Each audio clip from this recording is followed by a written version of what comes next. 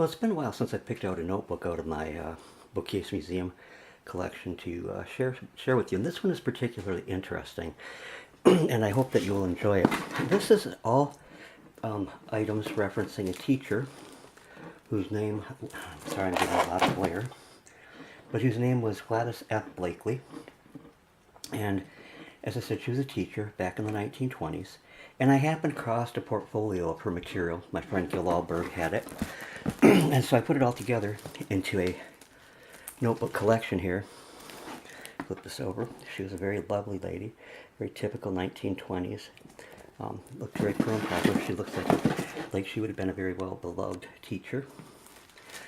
And also in here, besides the photographs of her, are her actual licenses, some of her actual licenses for teaching.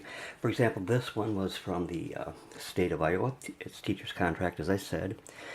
And this one was for a term of 36 weeks, beginning about first day of September 1924.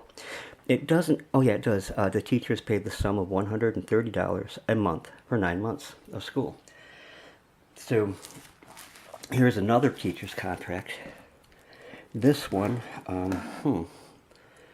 is from Salt Creek Township, County of Tama.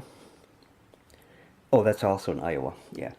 And this one was from 1923, in which she was paid $155.55 per month. And then here's an additional contract. This one was for $177 a month, and this one was from 1929, so her rate of pay went up, you know, as things went on. A copy, a handwritten copy of a certificate of baptism. This is to certify that Gladys Flora Blakely has required the ordinance of Christian baptism. It doesn't give a date, but it's E.J. Copeland is the pastor. And and Dr. W, looks like T.W. Carlton. Then over here we have a letter that was written to Gladys, to Miss Blakely, from a friend of hers. And it's got the, nice vintage stamp on there. It's from 1961. It's not real old. And another handwritten letter. And over here from the Pure Oil Company, Midland, Michigan, is confirming receipt of an advertising proof that would appear in the Midland Daily News in 1949. And over here we have some actual handwritten poems and letters of hers, and I've taken and typed them out so that there's another copy in here, so that, that the originals don't have to be touched a whole lot because the paper is getting brown and brittle. And then over here is from the office of the Vice President, Washington, and it was signed, probably auto pen, Richard Nixon, one of my favorite presidents.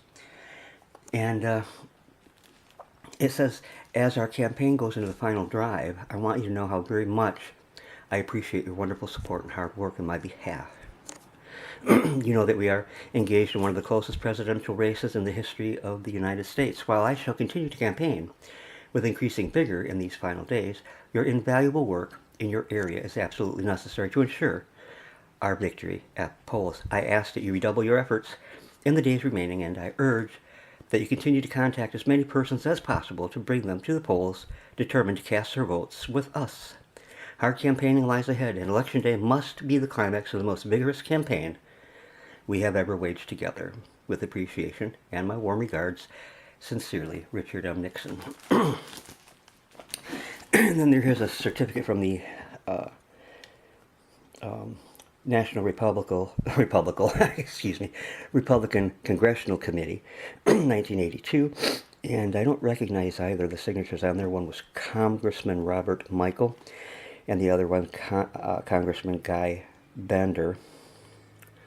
And then we have another one over here, Presidential Achievement Award, which is kind of neat. And I'm sure that, again, this is probably done with an auto pen, but it has, I mean, I'm not 100% sure, but I think it has President Ronald Reagan's signature on it.